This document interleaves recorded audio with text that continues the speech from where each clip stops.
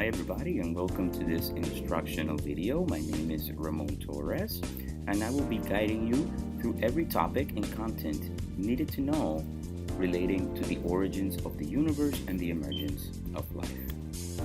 Some class objectives would be to discuss what the Big Bang Theory is and how this theory describes the origins of everything that we know today. We're going to learn the age of the whole universe, learn the age of our own planet.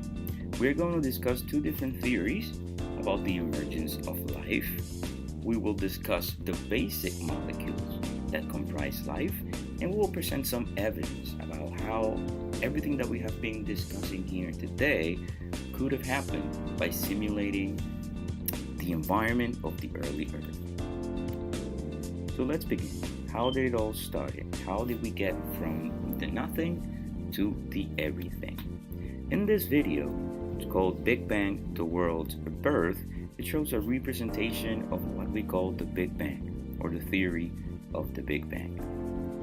The Big Bang theory states that all matter was contained in a single point, and then suddenly it expanded, forming the first atoms. It was these atoms that recombined due to their chemical nature, and little by little, during billions of years, they formed everything that we know today as galaxies, stars, and planets. If we're talking about the formation of our solar system, it begs to discuss another theory, the nebular theory. And it goes something like this. The birth of our solar system began as dust and gas, which is what we call a nebula. And because of the force of gravity, it started collapsing onto itself. It was the gravitational field that contracted the nebular gas and dust into a flattened disk. And this disk was rotating, and that rotation created friction, and that friction transformed the gravitational energy to thermal energy, making the gas in the center of the nebula very hot. After some billions of years, that gas eventually cools down, and it caused rocks and metallic material to condense into the very first tiny particles. Those tiny particles orbiting the massive star in the center start collecting other little dust-sized particles and increasing in size into asteroid-sized bodies. And they accreted, which means that they were getting together with other particles over a period of time of millions of years, and eventually that formed what we call today our planets. This is a very complicated process, so let's explore in detail the formation of these planets. After the Big Bang, the first atoms were created, and this is the fundamental unit of matter. It is by the recombination of atoms that minerals can be formed. Minerals are special structures that are made of exactly one composition, repeating over and over and over. In space, these minerals are flying and they are colliding with other minerals, creating a collection of minerals, and this forms rocks. These rocks in space keep colliding with each other during billions of years, forming enormous rocks, or what we could call mountains. And we all know that the collection of mountains will eventually lead up to the formation of our planet. All of this period of time occurred 4.6 billion years ago, which is the age of our own planet Earth. Just like Earth formed from atoms, moving up into minerals, and minerals into rocks, and rocks into bigger rocks, eventually to the formation of a planet, all the other 8 planets in our solar system forming the exact same way. And just like our solar system formed, a whole galaxy of billions of stars and billions of planets comprise what it is, the Milky Way galaxy, or the galaxy that we call home. Here is an overview of the whole process, going from the atom all the way up to the galaxy, those first atoms that were formed during the Big Bang explosion so many billion years ago. The actual formation of the sun and the planets. We already know that everything began from dust and gas, and this was formed during the explosion that occurred and in the Big Bang. The force of gravity joined them together little by little to form bigger and bigger structures. In the case of stars, the very first atom, which was hydrogen, collided together, fusing together by the force of gravity, creating heat and light. And that is what a star is. It's just a big recollection of hydrogen fusing together, forming helium and releasing energy in the process. Everything started 13.8 billion years ago. That is many, many, many years. If we write the whole number, we're going to see the amount of zeros. And that is the amount of years that everything is in our galaxy. The force of gravity, the fundamental force that made everything happen. It was first proposed by Mr. Isaac Newton in 1687, and he proposed that there is a force of attraction between objects that have mass. The bigger the mass, the bigger the force of attraction they're going to feel between them.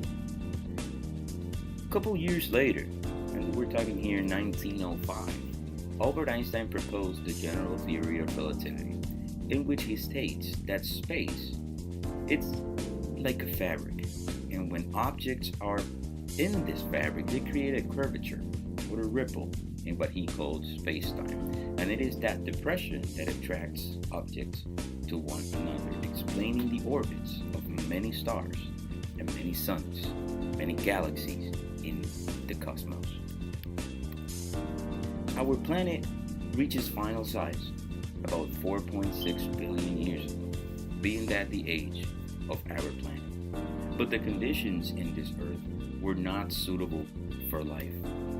Conditions in the early Earth were extremely hot.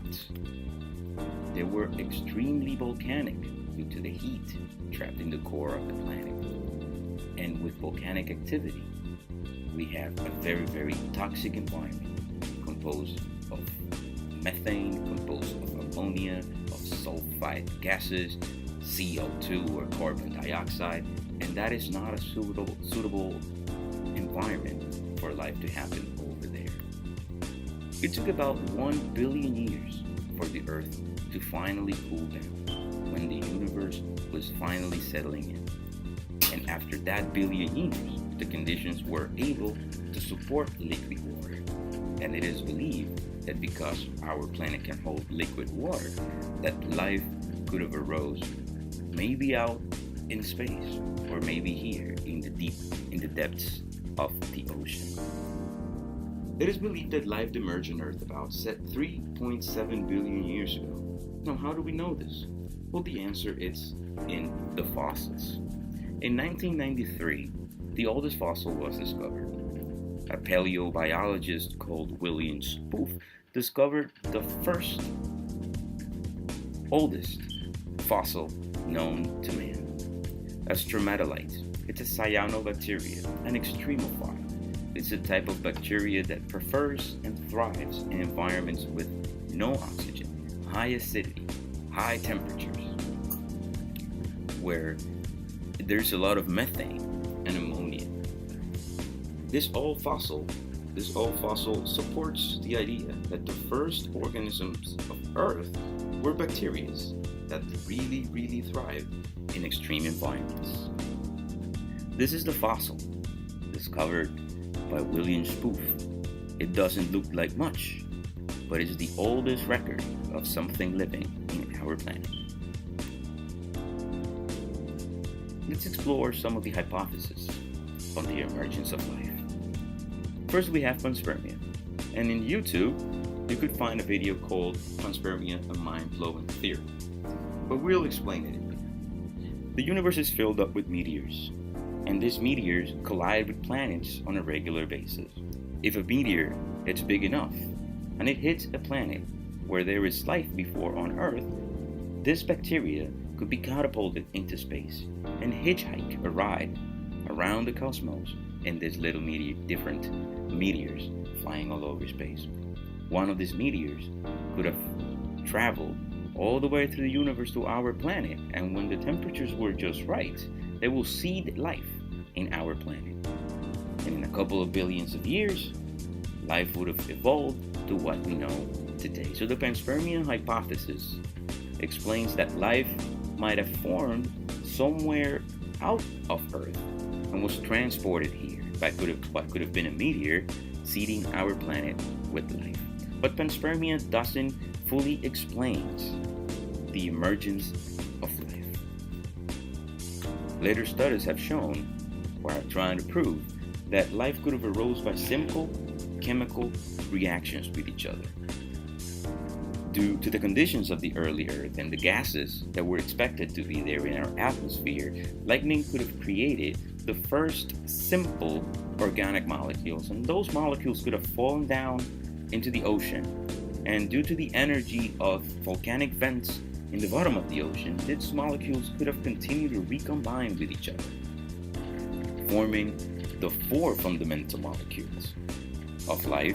And from those fundamental molecules, the first bacteria, the first cell could have arose, and just evolution would have shaped life onto what we know it today. So we have 2 different hypotheses here. We have panspermia, explaining that life could have just flown here to Earth on a meteor. And we have chemical evolution that explains that life could have been created in here thanks to the conditions of the early Earth and the components in our atmosphere. Supporting evidence for the chemical evolution hypothesis, even though this hypothesis might seem a little extreme, was conducted by Mr. Miller. And what he did, he recreated the atmosphere of our Earth.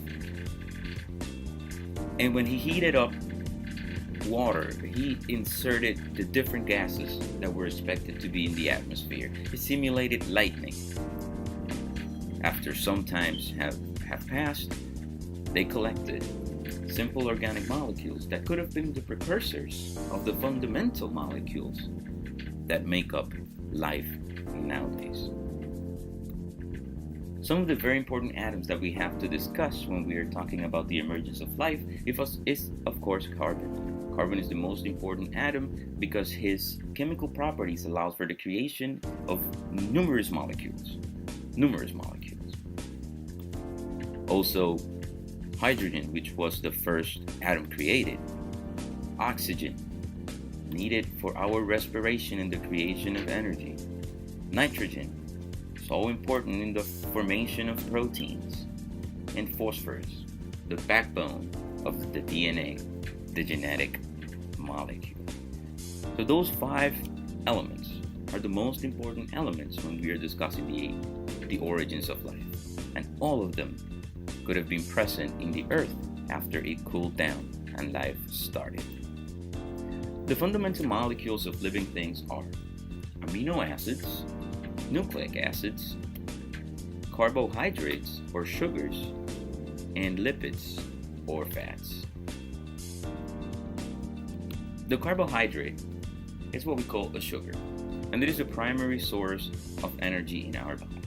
It is composed of carbon, hydrogen, and oxygen. Very closely related to carbohydrates are the lipids, or what we call the fats. Those are in charge of long-term energy storage in our body. And the composition is very similar to carbohydrates. They are entirely made of carbon, hydrogen, and oxygen. Following along, we have the amino acids, and these are the building blocks of protein.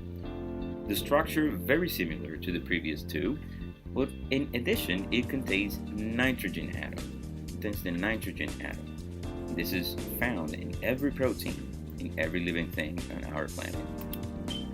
Lastly, the nucleic acids. Those are the building blocks of DNA. And DNA is what we call the information molecule. It's how we pass evolution from one organism to the other, and life can continue on throughout the generations.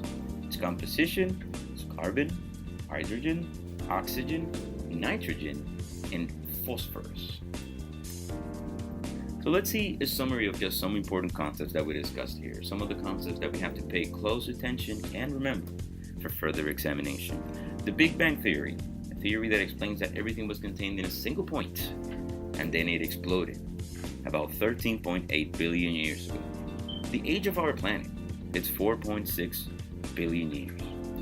All of this happened because of the force of gravity, and it was first explained by Isaac Newton, and later it was expanded by Albert Einstein. The Miller-Urey experiment, it gives tangible evidence that organic molecules could have been created from the inorganic molecules present in the early atmosphere.